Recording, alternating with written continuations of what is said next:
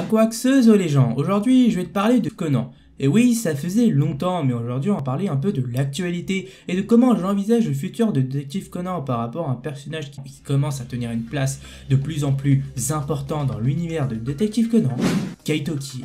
Oui, ce magicien voleur, aussi appelé le magicien au clair de lune, jouera d'après moi un rôle important dans la suite de Détective Conan. Et je dirais même que celui-ci est à l'heure d'aujourd'hui canon à l'univers de Détective Conan. Parce que oui, si tu ne le savais pas, Kaito Kid à ses débuts n'était qu'un guest dans Détective Conan, et n'est pas originaire de Détective Conan comme beaucoup pourraient le penser, mais bien de Magic Kaito, un manga écrit et dessiné bien avant la publication de Détective Conan par Gosho Aoyama. Mais faute de succès, celui-ci a dû être stoppé et aujourd'hui en pause depuis un bon bout de temps. Oui, en quelque sorte, on peut dire que Kaito Kid est un prototype de Shinji Kudo, alias Conan, mais version voleur. Et leur ressemblance n'est pas anodin. Kaito Kuraba a été le modèle pour créer Shinji Kudo. Ce n'est pas pour rien que, comme par hasard, on a de lycéens terriblement intelligents qui, par la force des choses, se font passer pour un autre pour atteindre une dite organisation maléfique. Et en plus, j'ai juste envie de vous dire qu'ils ont la même gueule.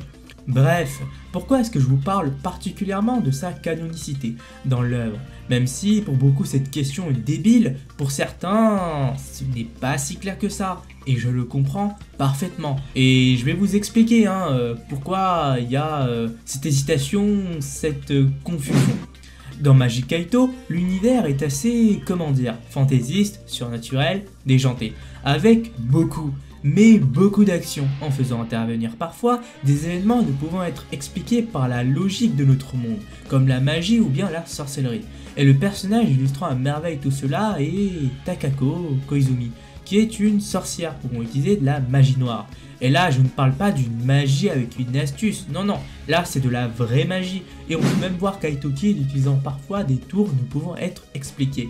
Donc tout cela pose problème par rapport à l'univers de Détective Conan, qui se veut avant tout réaliste et crédible. Si on admet que Kaito Kid est canon à l'œuvre, cela reviendra à dire que dans l'univers de DC, il y a de la magie. Ainsi, la vraisemblance de l'histoire serait brisée et on n'y croirait plus à l'histoire de ce petit détective appuyant toutes ses déductions sur des preuves tangibles. Mais bon, tout cela dit, pourquoi on n'entend pas les fans gueuler alors? Ben, c'est simple, pour la plupart des fans de Détective Conan, Kaito Kid n'est qu'un guest et n'a jamais fait partie à part entière de l'univers DC. Un peu comme Harley qui est apparu dans Dragon Ball. Harley étant un personnage de gag, elle foutrait complètement en l'air la logique de l'univers de Dragon Ball. Mais pourquoi personne n'a gueulé? Bah parce que ce n'était qu'un guest et ça a été même apprécié par les fans. Tout cela n'était que du gag en fait. Elle ne fait nullement partie de l'univers de Dragon Ball. C'était juste un petit bonus. Qu'on l'enlève ou non, l'histoire reste la même. Mais pour Détective Conan, ce n'est pas la même paire de manches. Au vu des récents chapitres et de l'arc Mystery Train, on peut réellement se demander si Kid est canon. Si celui-ci a dépassé sa condition de guest pour devenir un personnage de Détective Conan. Mais donc, pourquoi Gosho Aoyama, cet auteur ayant une trentaine d'années d'expérience dans le manga, un mangaka de génie, fait-il cela? A-t-il perdu la tête à force d'écrire des enquêtes aussi complexes dans Détective Conan? Ben, pour moi, je ne le pense pas. Je dirais qu'il y a deux raisons majeures derrière cela. Premièrement, te souviens-tu du moment où j'ai parlé de Magic Kaito? Est-ce que tu sais qui sont les antagonistes majeurs de Magic Kaito?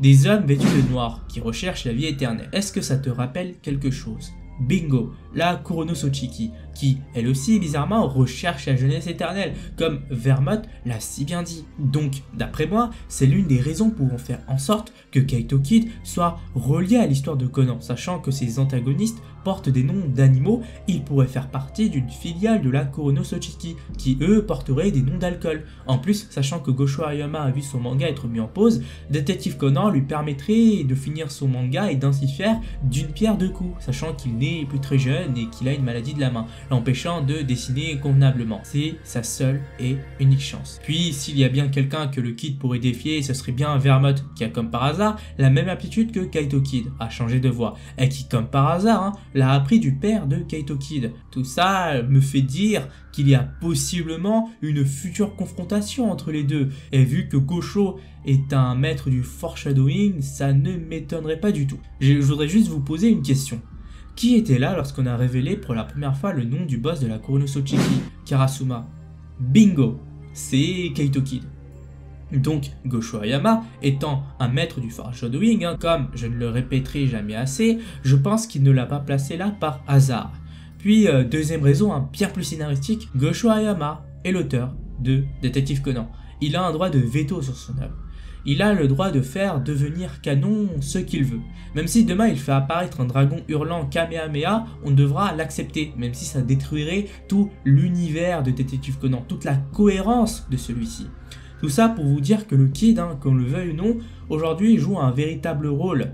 D'après moi, Gosho essaye depuis quelques années maintenant de faire rejoindre le Kid à la trame principale, comme l'apparition de Shinichi Kudo dans le manga Magic Kaito. Et au vu des récents chapitres, avec Conan qui pensait qu'il parlait avec le Kid déguisé en Yusuke Kudo, qui était sans doute Rum, et au vu de la plus grosse bataille de DC qui va se dérouler, et qui est même annoncée, on pourrait supposer que Kaito Kid soit de la partie, et qu'il aide d'une manière ou d'une autre Conan dans cette fin d'arc Rum. Signons au passage l'avancement vers le climax et la fin de Détective Conan que je sens arriver. Même si cela relève plus de la fanfiction qu'autre chose, connaissant Gosho qui met autant l'accent sur Kaito Kid, ça ne me surprendrait même pas. Et en plus, au vu de la popularité du Kid avec notamment ses nombreuses apparitions dans les films d'animation Détective Conan, bah voilà, ça ne me choquerait pas quoi. Perso, ce serait jouissif de voir Kaito Kid infiltrer l'organisation ou d'avoir un combat contre Vermont pour savoir qui tromperait l'autre. Ou d'avoir un Kid vénère contre la potentielle organisation ayant tué son père. Imaginez juste la scène où Kaito Kid pète un plomb contre Vermont qui avouerait que la Kuronosuchiki a assassiné son père.